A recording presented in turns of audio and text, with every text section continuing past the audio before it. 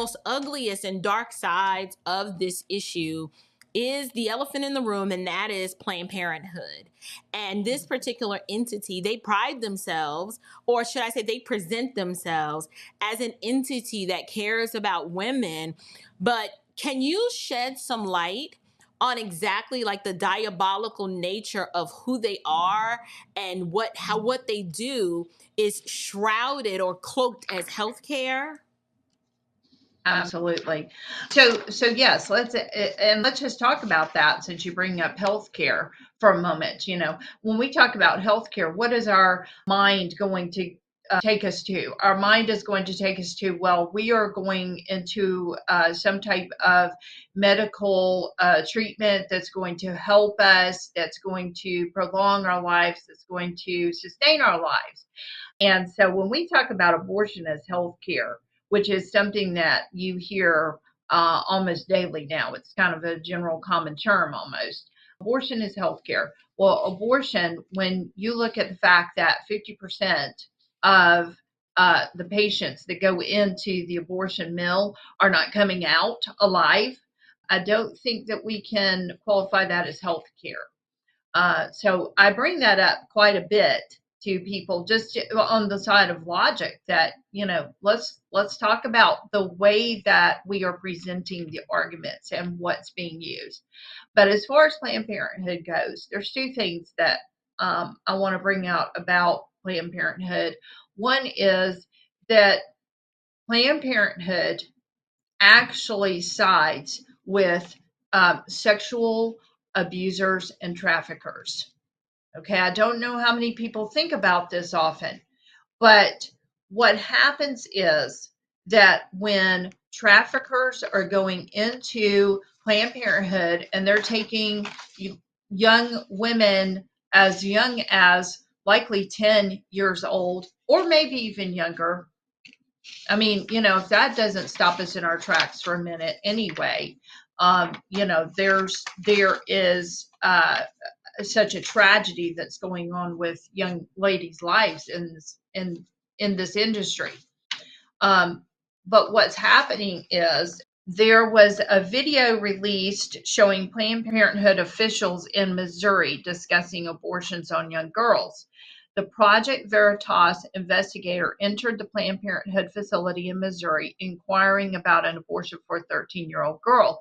He told the staff that he was not the parent of the alleged young teen and that her parents didn't know she was pregnant or that she wanted an abortion. Missouri law states that children 13 years old and younger cannot consent to sex with anyone, and those ages 14, 15, 16 years old cannot consent to sex with someone who is more than 4 years older. In addition, Missouri law states that no minor may consent to an abortion.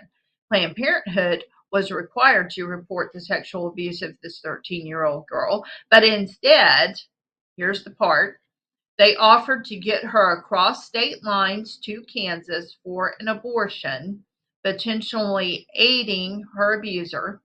In Kansas, the age of consent to sex is 16 and parental consent is required for a minor to undergo an abortion.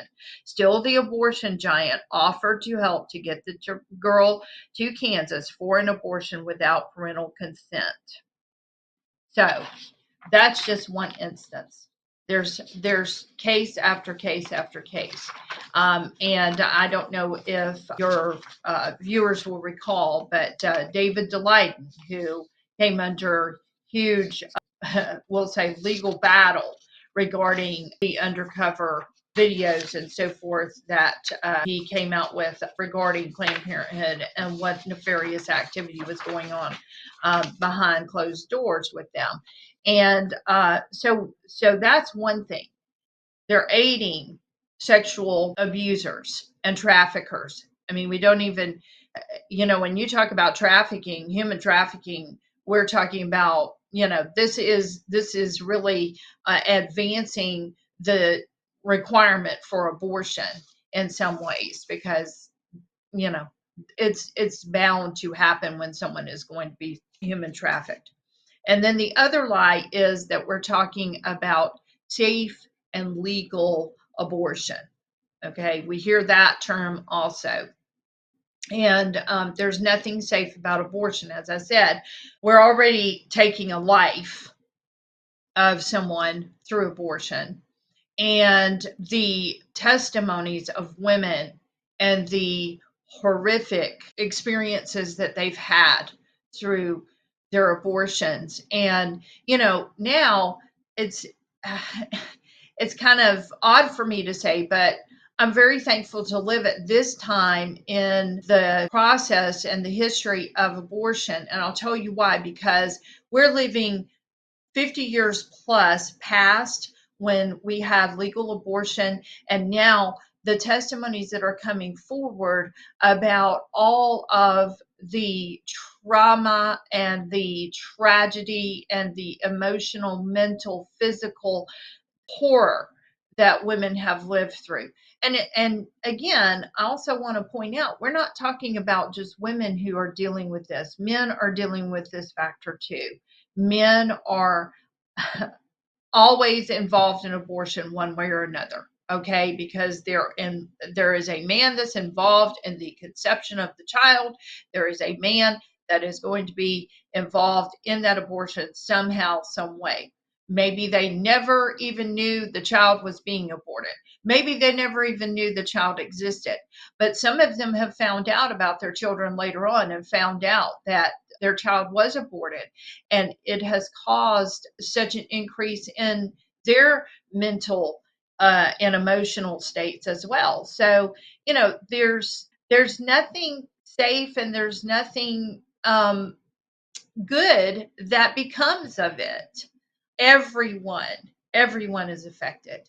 And today, when I look at people across a room when I'm speaking, one of the things that I say is there is likely not one individual in that room anymore that has not been affected by abortion one way or another. They have been impacted by abortion. It's too prevalent now.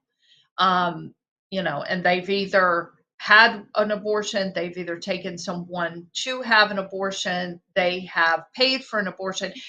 There's just some way that most of us are tied to abortion.